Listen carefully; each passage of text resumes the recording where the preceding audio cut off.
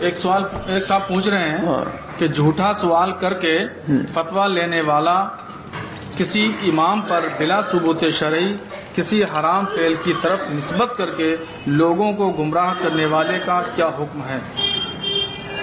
جھوٹ بولنا کبیرہ گناہ ہے اور جھوٹا سوال کرنا وہ اسی زمرے میں آتا ہے، اور یہ بہتان اور تہمت کے زمرے میں ہے۔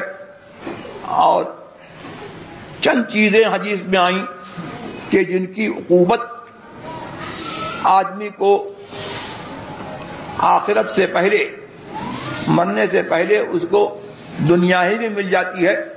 اس میں سے ایک یہ ہے کہ ظلم ذاتی اور کسی بندہ مومن پر جھوٹا بہتان لگانا، اور کسی مسلمان کی طرف بغیر کسی ثبوت شرعی کے کسی کبیرہ گناہ کی یا کسی جرم کی، وہ کبیرہ ہو یا صغیرہ ہو، کسی آیت کی نسبت کرنا جائز نہیں ہے۔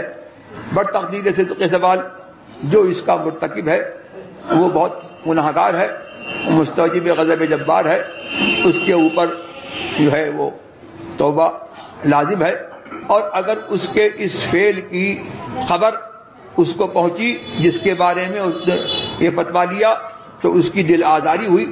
من آذى مسلما فقد آذى اللہ ومن آذى اللہ من آذى مسلما فقد آذانی ومن آذانی فقد آذى اللہ ومن آذى اللہ فیوشک اللہ ان یاخذہ۔ جس نے کسی مسلمان کو ایذا پہنچائی، سرکار فرماتے ہیں اس نے مجھے ایذا پہنچائی، اور جس نے مجھے ایذا پہنچائی اس نے اللہ تبارک و تعالیٰ کو، گویا اس نے اللہ کو ایذا پہنچائی۔ اللہ تبارک و تعالیٰ اس سے پاک ہے کہ کوئی اس کو ایذا پہنچائے یا کسی کے فعل سے اس کو ایذا ہو۔ اور اس کے بعد فرماتے ہیں جس نے اللہ کے ساتھ یہ ایسا فعل کیا اس کو ناراض کرنے کا، تو فیوشک اللہ، اللہ تعالیٰ قریب ہے کہ اس کو جو ہے پکڑے۔ لہذا اس شخص پر توبہ لازم ہے، اور جس کے بارے میں اس نے سوال کیا اس کو اگر خبر پہنچی تو اس سے معافی بھی چاہے۔